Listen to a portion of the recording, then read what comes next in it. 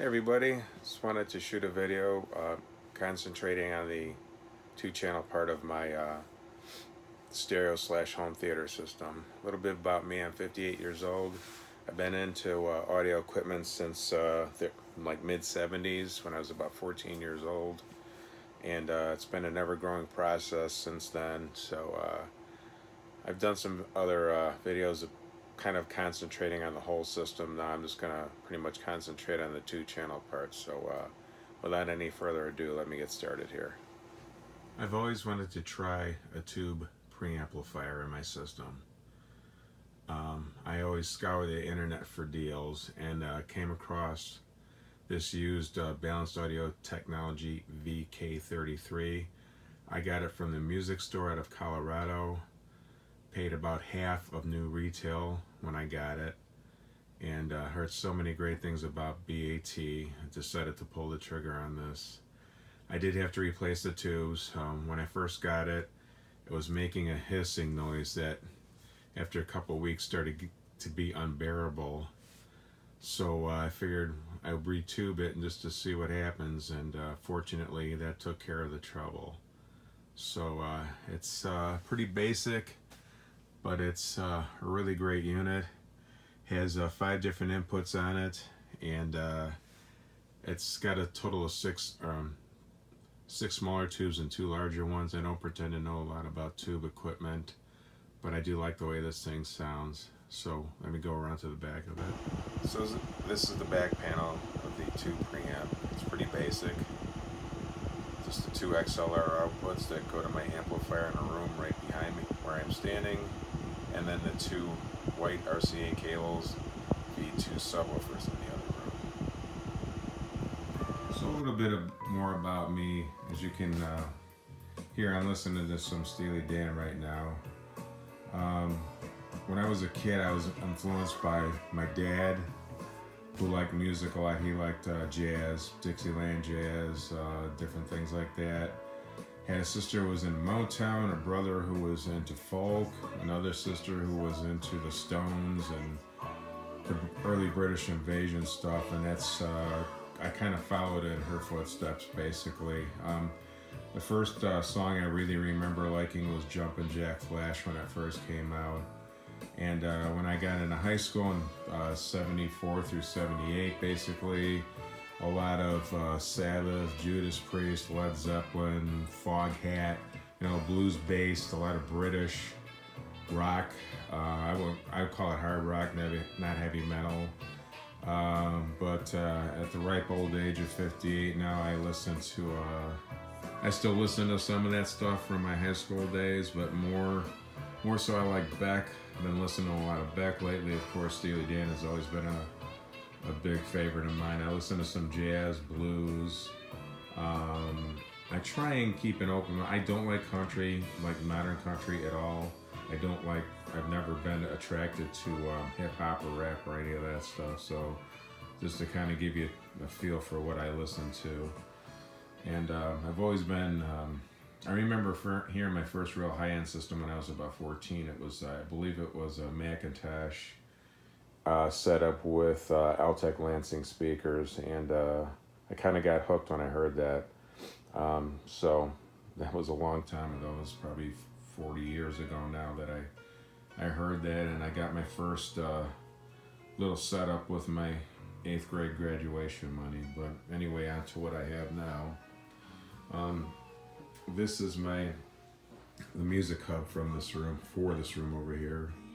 As you can see, I've got a laptop, and that runs Tidal. That's pretty much all I use that laptop for, is to run Tidal. I still listen to vinyl in this room. I've got a couple other turntables in other locations. I do use this one occasionally. That is a Yamaha PX3 linear tracking turntable. And then here's my Tech Brooklyn.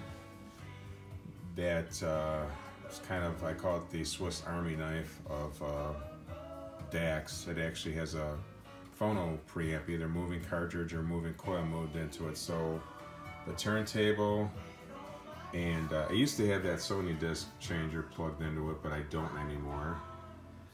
And have that Sony HAP Z1ES music server plugged into it as well.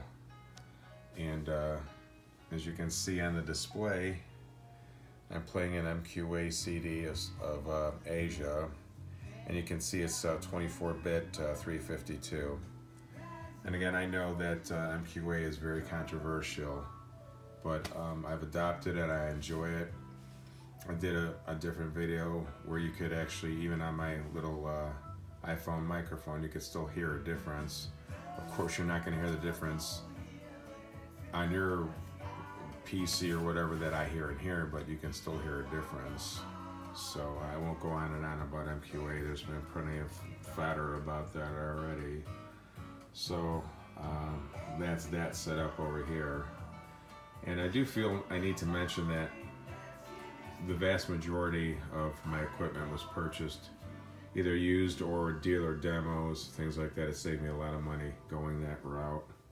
And then over here, of course, my left channel, that is the Aerial Acoustic 7T, and right now I have these configured in stereo, the subwoofers.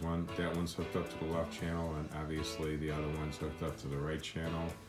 Aerial Acoustics I bought used. I live in Ohio. I bought them from a gentleman in Wisconsin. Was selling them, I think about $3 grand. No, actually a little bit more than that off of MSRP when I got these.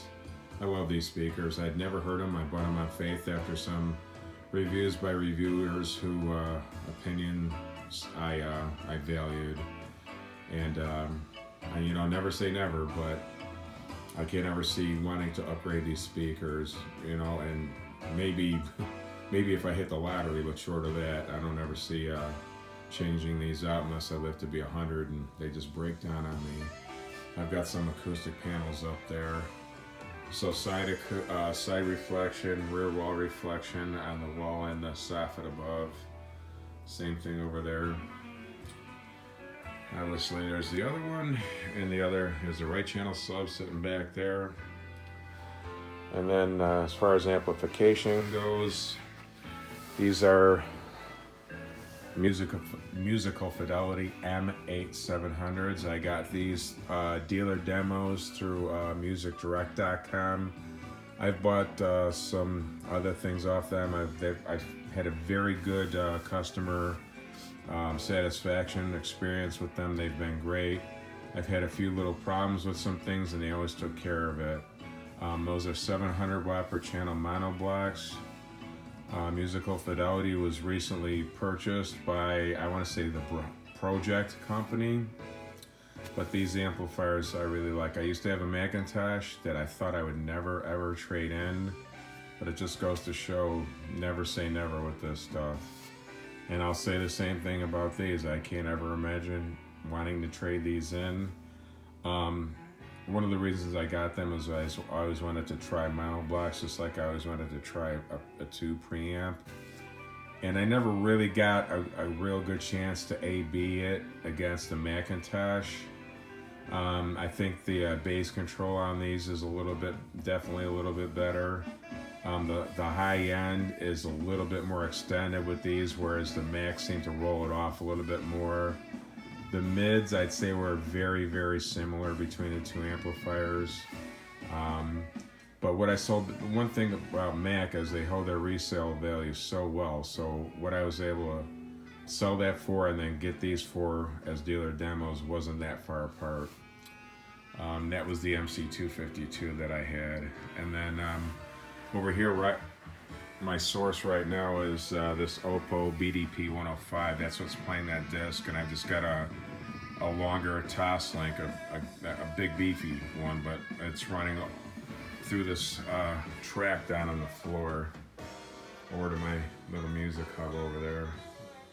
I use this system for music, I don't want to say every single day of the year, but probably 355 out of 365 days a year I'm down here using it. To me, this is an investment. I don't spend a lot of money on anything else. This is my hobby. It has been for 40 years, and I enjoy it. So, I hope some of you got to enjoy watching this video. Feel free, of course, to leave comments or questions, even if they're negative. I'm trying to grow thick skin with this stuff, so Thanks for looking in. I appreciate it.